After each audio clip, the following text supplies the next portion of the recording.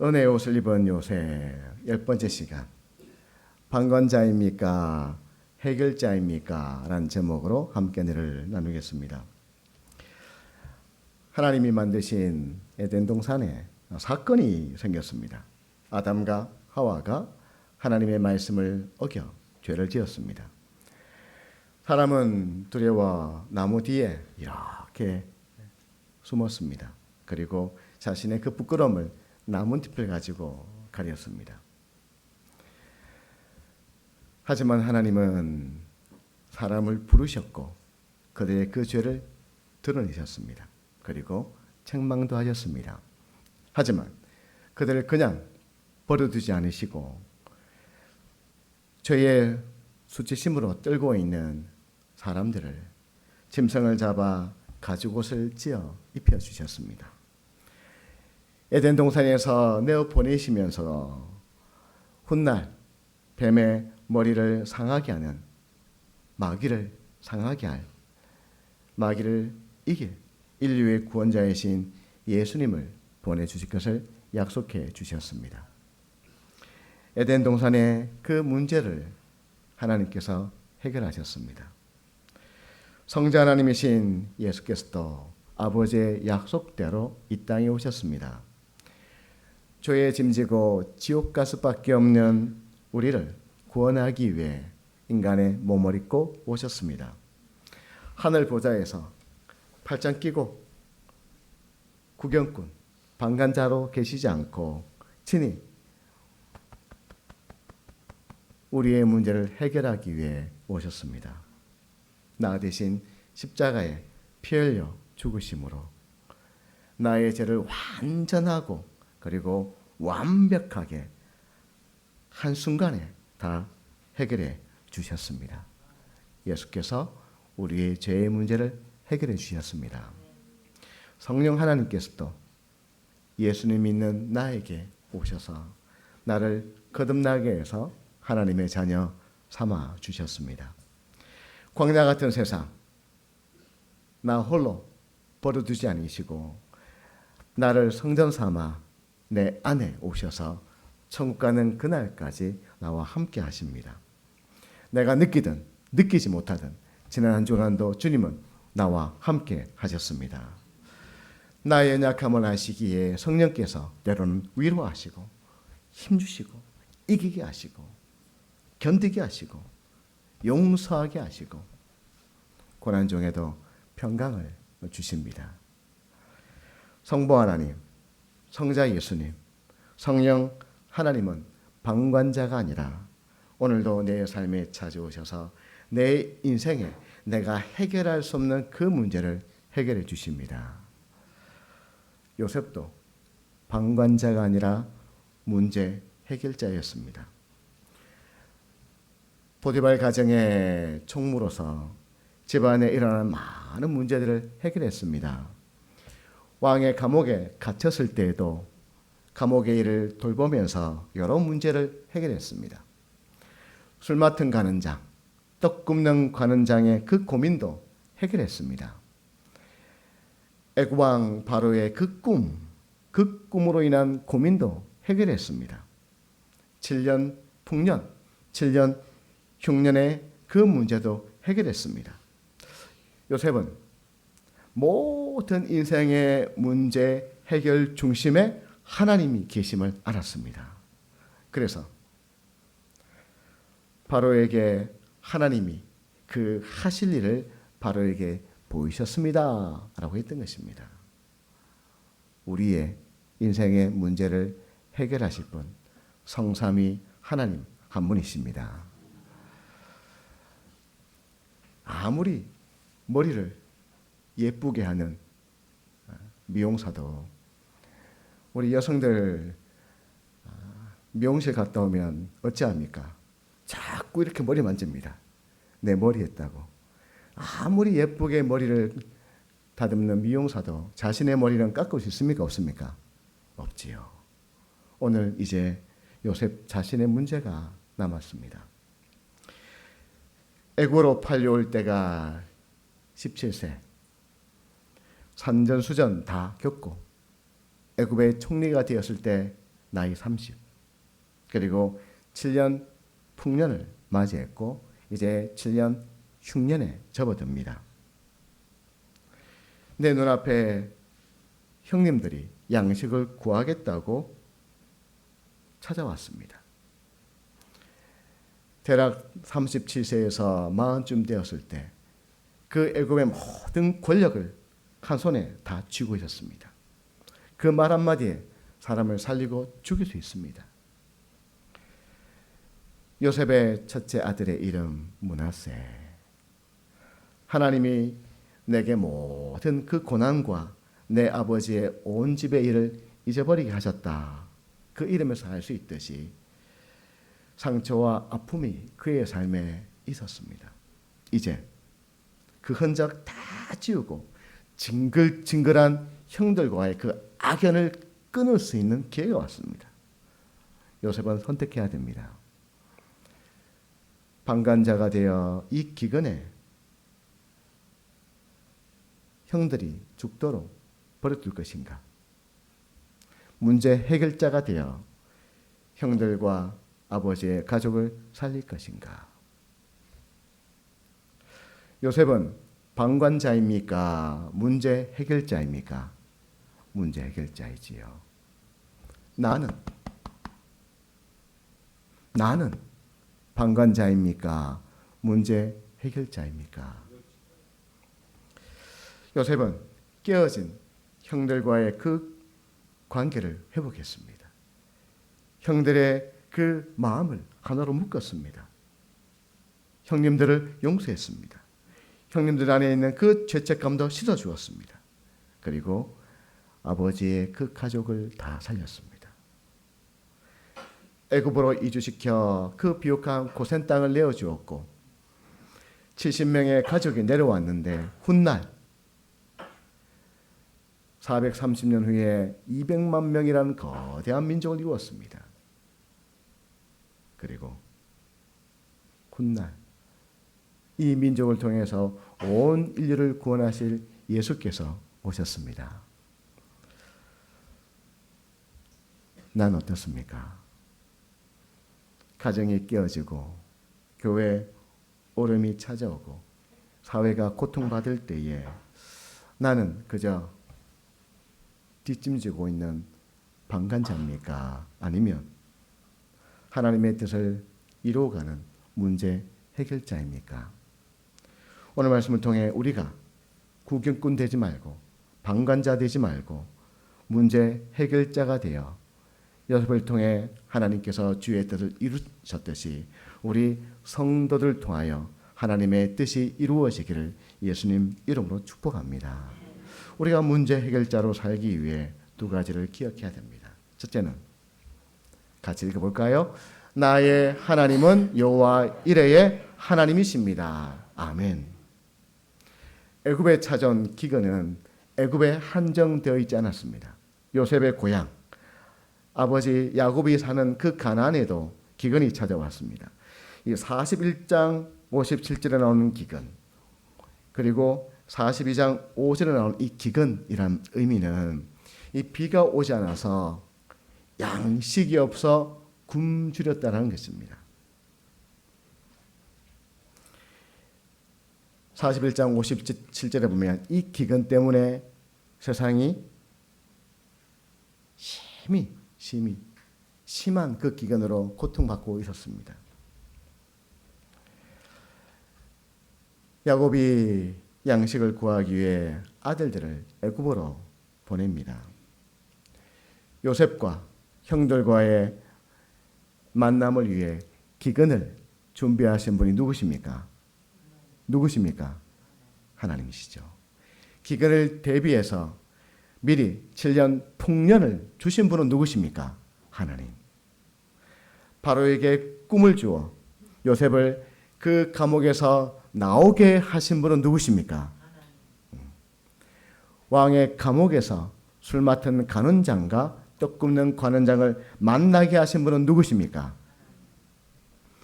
보디발의 집에 가정 총무로 잘 있던 요셉을 옥에다가 집어넣으신 분은 누구십니까?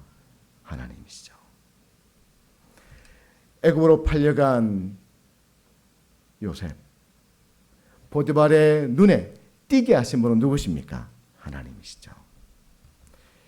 요셉이 구덩이에 빠졌을 때에 이스마엘 상인을 그 앞에 보내어 애굽으로 요셉을 내려가게 하신 분은 누구십니까?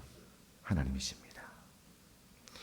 요셉의 그 모든 삶을 펼쳐놓고 보면 한순간 한순간은 고통이고 아픔이고 어려움이고 왜 그럴까라는 수많은 그 물음표가 찍히는 인생이었지만 그의 인생 전체를 펼쳐놓고 보면 그의 인생 가운데 누가 함께 하셨습니까? 하나님이 함께 하셨고 여호와 이레 하나님이 모든 것을 준비해 놓으셨습니다. 여호와 이레, 그 뜻은 하나님이 준비하신다라는 뜻입니다. 그래서 훗날 요셉이 형들에게 이렇게 고백하지요. 창세기 45장 5절 같이 읽습니다. 하나님이 생명을 구원하시려고 나를 당신들보다 먼저 보내셨나이다. 아멘. 나를 이곳에 보내신 분은 누굽니까? 형들입니까? 하나님입니까? 하나님이십니다. 요셉은 자신의 그 인생에 일어난 그 고난, 그 어려움, 형들의 그 배신, 그 수많은 이해되지 않는 그 삶, 그때 여러분 이해가 됐겠습니까? 내가 애굽으로 팔려가는 것이 이해가 되었겠습니까? 내가 지금 이 애굽 땅에 있는 것이 이해가 되었겠습니까? 가정 총무로 있다가 내가 감옥에 내려가는 것 이해가 되었겠습니까? 우리도 살다 보면 인생이 수학 공식처럼 딱딱 맞아 떨어지지 않을 때가 더 많습니다. 이해될 때보다 이해되지 않을 때가 더 많습니다. 그러나 분명한 것은 하나님께서 그 모든 것을 준비해 놓으셨고 하나님께서 이끌어 놓으셨음을 요셉이 깨달았습니다. 인생을 어떤 눈으로 보느냐, 인생을 어떻게 해석하느냐에 따라서 삶의 태도가 달라집니다. 하나님을 향한 태도가 달라지고 사람을 대하는 태도가 달라지고 인생의 문제를 만났을 때에 나의 말과 행동이 달라집니다. 우리가 살다 보면 예기치 못한 일을 만납니까? 만나지 않습니까? 만나지요. 나에게 왜 이런 일이 풀리지 않는 의문들이 늘 그 꼬리표가 달립니다. 그러나 하나님은 구경꾼도 아니시고 방관자도 아니시고 하나님은 내 삶의 문제 해결자로 찾아오셔서 이미 내 모든 걸음을 인도해 가시고 모든 것을 준비해 놓으심을 믿습니다. 그래서 고린도전서 10장 13절에 이리 말씀한 거죠. 같이 읽습니다.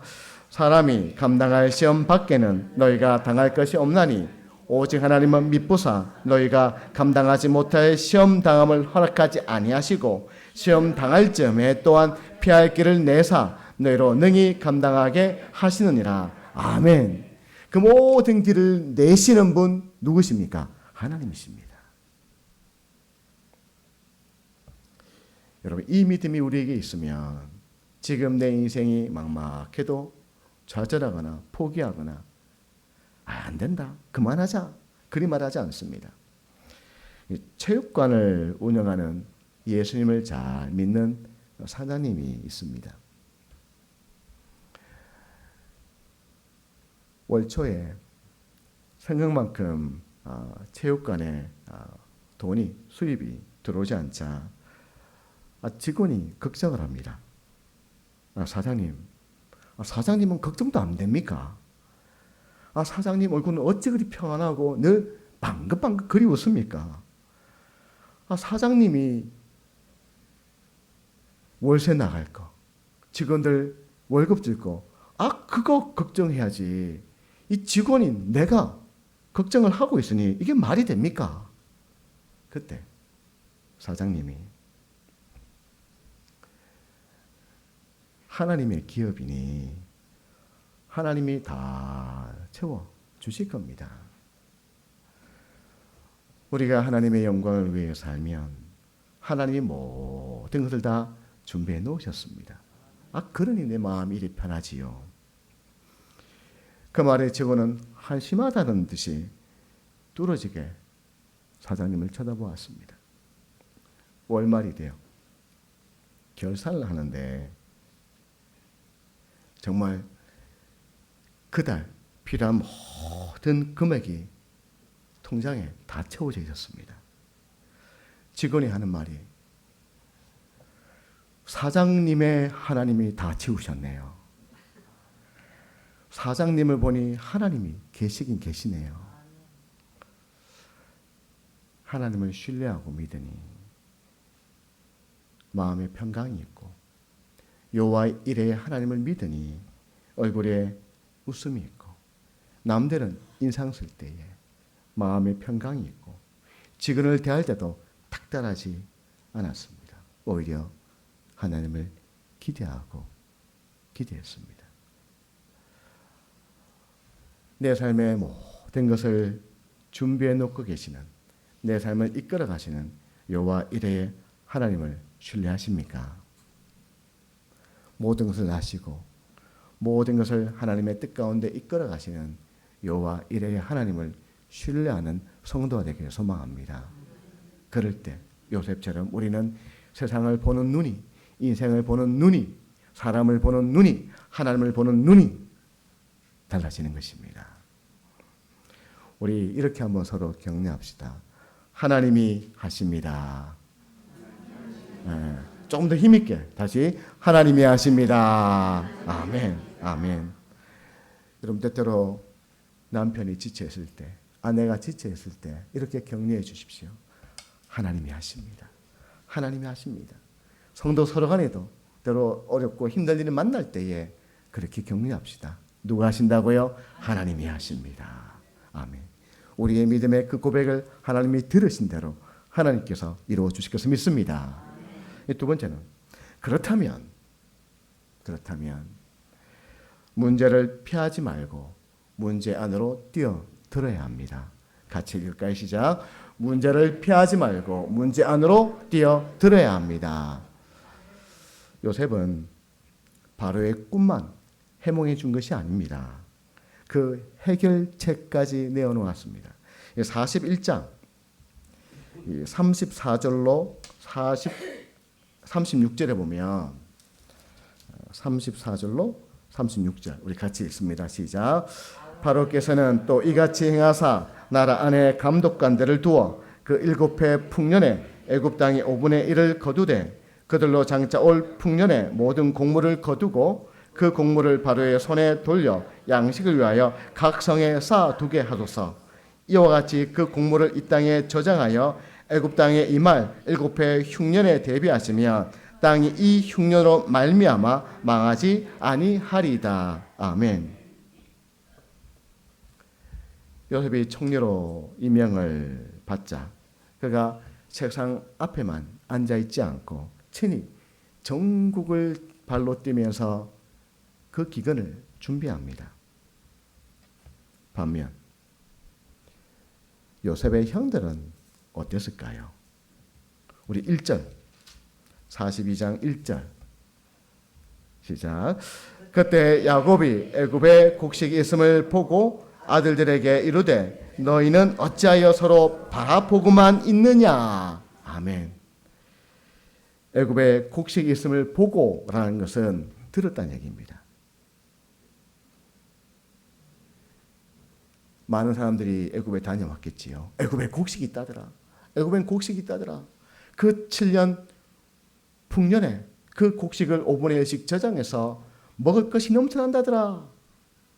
그 이야기를 들었습니다. 그런데 야곱의 아들들은 그 이야기를 들었을 텐데 어찌했습니까? 서로 바라만 보고 있었다. 이 말을 우리식으로 바꾸면 아들들아 얼굴만 쳐다보고 있는다고 밥이 나오냐 말이겠지요.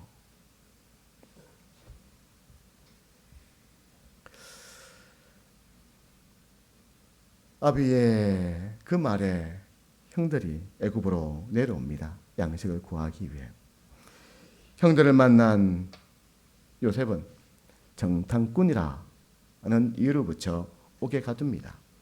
3일 만에 옥에서 내어놓고는 방안을 하나 제시합니다. 형제 중 하나만 여기 놔두고 너희는 너희 말대로 고향에 돌아가서 너희의 처자와 아비를 복양하되 다시 올 때는 너희의 그 막내를 데리고 와야 한다. 그리고는 그 곡식자루에 아구까지 곡식을 채우고 도로 돈까지 집어넣고 그리고 길양식까지 주었습니다. 누가 길양식까지 줍니까? 왜? 내 형제니까. 왜? 살리려고. 하나님의 뜻이 무엇인지 알았기 때문입니다. 그런데 형들은 어찌합니까?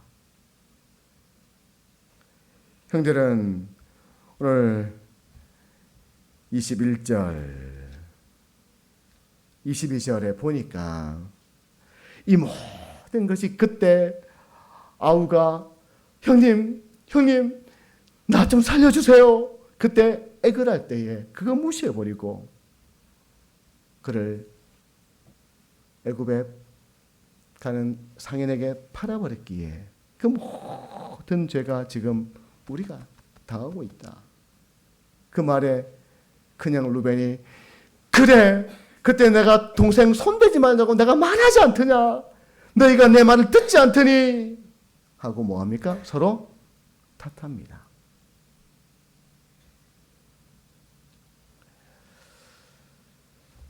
얼굴만 쳐다보고 있는 방관자의 특징은 문제가 생겼을 때 서로 탓합니다. 여러분 문제가 생기면 탓하지 않으십니까? 지난주에 아침에 운동을 하러 수영을 하러 가는데 조금 늦었습니다. 그때 제가 핸들을 잡고 가면서 옆에 있는 큰딸에게 이게 다 늦게 가는 게 엄마 탓이야 했더니 큰애가 하는 말이 아빠 감사하자며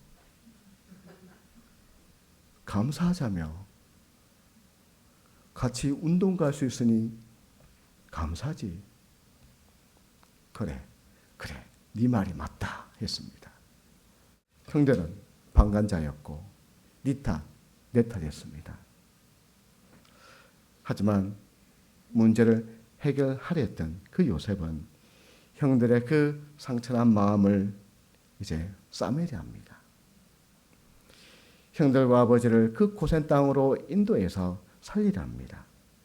하나님이 주신 그 꿈대로 하나님께서 아브라함에게 그리고 이삭에게 아버지 야곱에게 주신 그 꿈을 나를 통해 하나님께서 이루실 것을 믿고 그 꿈을 이루기 위해 이제 원수가 아닌 용서로 안으며 한 걸음 한 걸음 나아가려고 합니다. 여러분 나는 어떻습니까? 문제가 생기면 나는 방관자입니까? 아니면 모른 척합니까? 손해 보지 않으려고 뒤로 물렀습니까? 아니면 탓하는 사람입니까? 요셉처럼 이 땅에 오신 예수님처럼 우리의 인생의 문제를 해결하기에 친히 육신의 몸을 입고 오신 예수님처럼 문제를 해결해가는 성도가 되시길 축복합니다. 예수께서 거룩하신 그 보좌에 가만히 계시지 않으시고 그 죄악으로 신음하며 지옥 갈 수밖에 없는 우리를 구원하기 위해 친히 육신의 몸을 입고 오셨습니다. 왜요? 인간이 육신의 몸을 입고 죄를 지었기에 그 육신의 몸을 입고 이 땅에 오사 거룩하신 주님께서 십자가 지고 죽으심으로 우리의 모든 죄의 문제를 해결해 주신 것입니다. 그것을 이 땅에 계시면서 보이셨지요. 병든 자를 외면치 아니하시고 주께서 눈먼 자의 눈을 열어주시고 한센병 그 피부가 썩어 들어가고 죽어가는 그 영혼들을 만지시고 회복하시며 살리시고 마음 상한 자를 고치시며 갈급한 심령 속에 참된 기쁨을 주셨습니다. 지금도 누구든지 예수님을 만나기만 하면 내가 해결할 수 없는 그 인생의 문제를 주님께서 개입하셔서 해결해 주십니다. 도와주십니다. 오늘 우리 성도들의 그 삶에 우리 주님께서 한 분 한 분 개입해 주셔서 내가 풀어낼 수 없는 그 문제를 풀어내게 하시고 막힌 것을 열어주시는 은혜가 있기를 간절히 소망합니다. 우리도 이제 방관자로 살지 말고 문제 해결자로 살아갑시다. 가정에 문제가 생겼을 때 니 탓이요 내 탓이요 하지 맙시다. 교회에 어려움이 생겼을 때 누구 때문이야 하지 맙시다. 하나님을 믿기에 요셉처럼 문제 안으로 뛰어들어가서 그 문제를 해결하는 성도가 되시길 축복합니다. 다윗 때에 대적 블레셋이 올라와서 이스라엘의 그 곡창지대를 빼앗으려 합니다. 블레셋은 곡창지대가 없기에 이제 곡식이 자라 추수할 때가 되면 어김없이 블레셋 사람들이 올라와서 쌀 한 톨 남기지 않고 싹 걷어갑니다. 그때에 다윗의 장수 중 한 사람인 삼마가 그 밭 가운데 버티고 서서 블레셋 군대를 막아냅니다. 다 내빼는데 다 도망가는데 혼자 그 장수가 도망치지 않고 그 밭에 버티고 서서 하나님이 주신 그 기업을 막아냅니다. 하나님께서 블레셋 군대를 이기게 하셨고 승리를 주셨습니다. 여러분, 하나님이 누구에게 은혜 주시고 누구에게 승리 주십니까? 인생의 문제를 만났을 때, 가정의 문제를 만났을 때에, 내 삶의 터전에 교회의 여러 가지 어려움을 만났을 때에 외면치 않고 방관자가 아니고 도망치는 사람이 아니라 그 자리에 지키고 서서 문제를 해결하고자 하는 성도에게 주시는 승리요 은혜임을 여러분 믿습니다.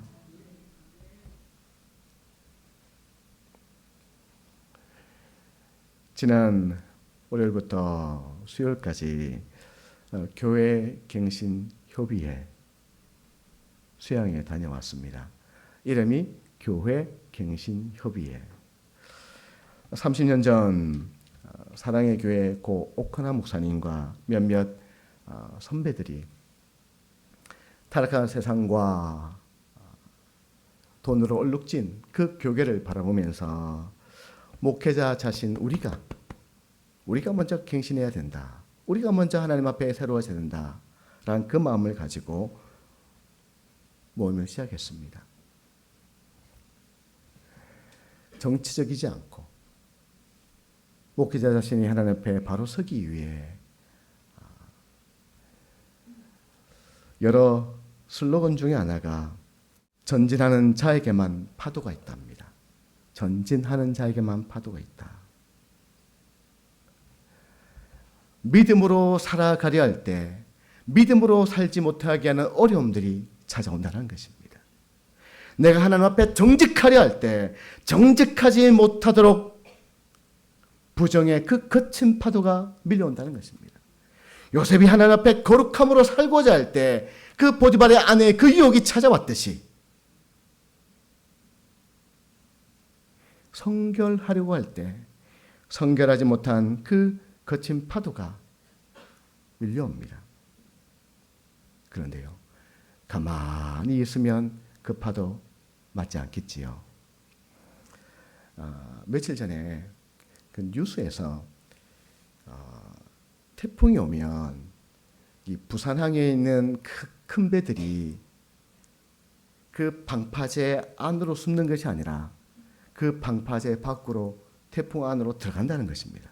그 이유는 그 큰 배들이 방파제 안에 있으면 파도가 방파제를 치고 넘어오면서 그 안에 방파제 안에 더 큰 노을을 만들고 파도를 만들어서 배들이 서로 부딪히고 끼어진다는 것입니다. 그래서 오히려 태풍이 오면 그 항구에 있는 그 큰 배들이 밖으로 나가서 파도를 헤치고 가르고 나간다는 것입니다. 여러분, 우리가 믿음으로 전진하려 할 때 파도를 맞이합니다. 우리가 믿음으로 나가야 할 때 거친 파도가 우리의 삶에 찾아옵니다. 내가 하나님 앞에 믿음으로 살고자 할 때, 내가 정직함으로 거룩함으로 내가 하나님 앞에서 살고자 할 때 거친 파도가 우리에게 밀려옵니다. 그러나 그 거친 파도를 헤치고 나가면 우리는 주님이 준비하신 소원의 항구에 다다르게 되는 것입니다. 하나님은 누구에게 은혜를 주시겠습니까? 믿음으로 전진해 나가며 파도를 맞이하는 성도에게 그 어떤 파도든지 그 고난의 파도를 이겨냈던 요셉, 그 고난의 어려움의 파도를 헤쳐나갔던 요셉, 그 유혹의 파도를 헤쳐냈던 요셉, 그 어려움의 시간들을 버티고 이겨내며 그 파도를 갈랐던 요셉처럼 주님께서 우리를 도와주실 것입니다. 그래서 인생의 문제 안에 함몰되거나 때로는 그 방관자가 되는 것이 아니라 그 문제를 해결하여 소원의 항구에 다다르는 성도가 될 줄 믿습니다. 여러분, 그러니 가정에 문제가 생겼을 때 오히려 가정을 지켜내는 성도가 됩시다. 교회에 문제가 생겼을 때에 탓하지 말고 서로 협력하여 교회를 세워가는 성도가 됩시다. 오늘 아침에도 장로님들과 그런 얘기를 나누었습니다. 제가 참 하나님 주신 그 복 중에 큰 복 중에 한 가지가 우리 장로님들 교회 여러 가지 일들이 생기면, 여러분, 교회는 사람이 모이는 곳이기에 일이 생깁니까? 안 생깁니까? 생깁니다. 부부가 살아도 둘이만 살아도 다투고 싸우는데 이 많은 성도가 모이는데, 그러나 그때마다 우리 장로님들은요, 목사님, 이거 목사님 탓입니다 하지 않습니다. 목사님, 우리 같이 기도합시다.